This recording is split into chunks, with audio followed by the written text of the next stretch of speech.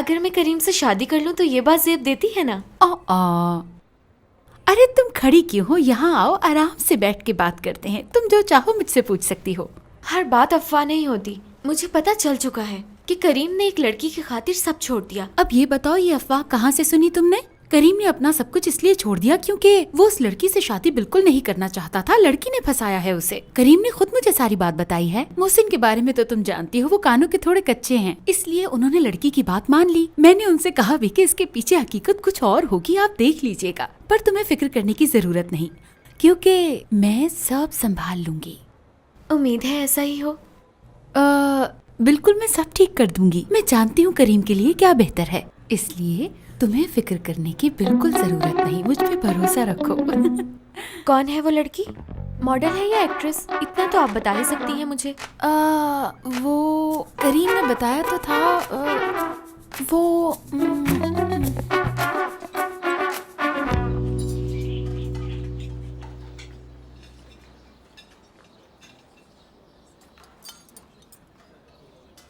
आपने कहा था खाने पर बात करेंगे, आपने अभी तक बात क्यों नहीं की? मेरा मुंह भरा हुआ है, कैसे बात करूं? तो पहले आप खाना खा लीजिए, मैं बाद में आ जाता हूँ। अरे बात भी कर लेंगे, क्या हो गया है? खाना तो खाने दो मुझे।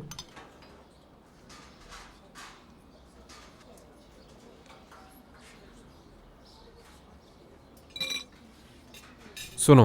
हाँ? तुम्हें गुलशन आंटी का पता है ना? जानते हो ना, वो जिनका बेटा जर्मनी होता है। क्या वो भी आयशा से प्यार करता है? उसकी शादी तो जर्मनी जाने से पहले ही हो गई थी। अब सुनो, गुलशन आंटी की एक बेटी है जो कि बहुत ही प्यारी है। उस लड़की का नाम सीनम है। बहुत ही समझदार और शरीफ लड़की है वो। क्या बताऊं, एक ही बार देखा है मैंने उसे। इतनी खूबसूरत है माशाल्लाह कि इंसान देखता ही रह जाता है। आयशा की खूबसूरती उसके सामने कुछ नहीं है, मेरा यकीन करो। भाई अगर ऐसी बात है फिर तो कोई मसला नहीं है मुझे। मगर मैंने और आयशा ने सोचा था कि बहुत जल्दी शादी कर लेंगे हम। बड़े बेवकूफ हो तुम। मैं अपने लिए नहीं कह रहा, तुम्हारे लिए कह रहा हूँ। बहुत चालाक हो, मीसने बन रहे हो तुम। ये क्या बोल रहे हैं आप? मैं पागल नहीं हो रहा भाई। आयशा के अलावा मैं किसी और लड़की के बारे में सोच भी नहीं सकता। ये आप किस तरह की बातें कर रहे हैं? अब सुनो साबरी, फर्ज करो तुम्हारे पास 2 प्लेटें हैं। एक प्लेट में सिर्फ और सिर्फ गोश्त भरा हुआ है और दूसरी प्लेट में सिर्फ सब्जियां। कौन सी खाओगे तुम? उबली हुई सब्जी खाऊंगा। पता था मुझे। बस इसी तरह आयशा की नजर में भी तुम सिर्फ इस सब्जी की प्लेट की तरह हो। क्या तुमने उसका रिश्ता कर दिया कहीं? क्या बात है साबरी, बहुत लजीज खाना है। अच्छा मुझे काम से देर हो रही है, तुम खाना एंजॉय करो। ये ले जाता हूँ, रास्ते में खा लूंगा। बहुत शुक्रिया, खाना एंजॉय करो।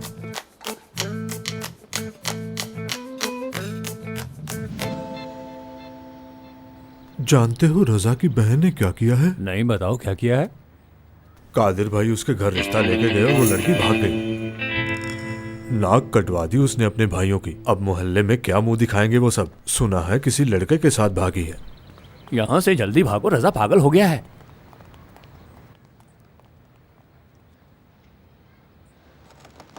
अरे भाई जरा आराम से करो, क्या हो गया है? दर्द तो अब होगा तुम्हें।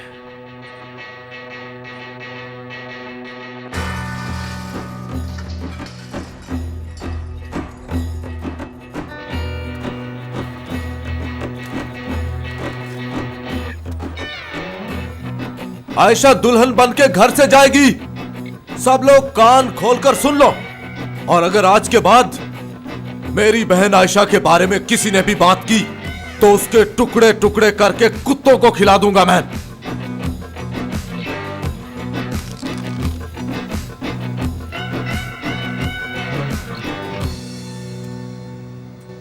तुम सब मेरी बात ध्यान से सुनो।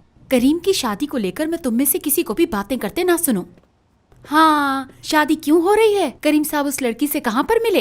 वो खूबसूरत है, बदसूरत है, इस तरह की किसी भी बात का तस्करा मैं तुम लोगों के मुंह से ना सुनूं। जी ठीक है मैडम। बाबा करीम और आयशा की शादी को लेकर बहुत सीरियस लग रहे हैं। वो सीरियस हैं, सब लोग जानते हैं। इस घर में मेरी बात ज्यादा अहम है। अगर इस तरह की कोई भी खबर अखबार में छपी तो वो भी तुम्हारा ही कसूर माना जाएगा। अगर किसी ने जरा सी भी खिलाफ वर्जी की इस बार तो उस दरवाजे से बाहर कर दूंगी।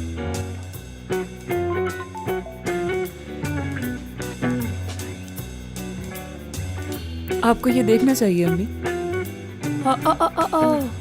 दिखाओ मुझे।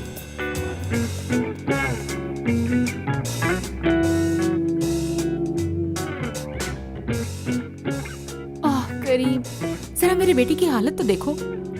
सामने से नहीं हट रहे ये लोग। उसके इतने महंगे ब्रांडेड शूज तो पिक्चर में आए ही नहीं।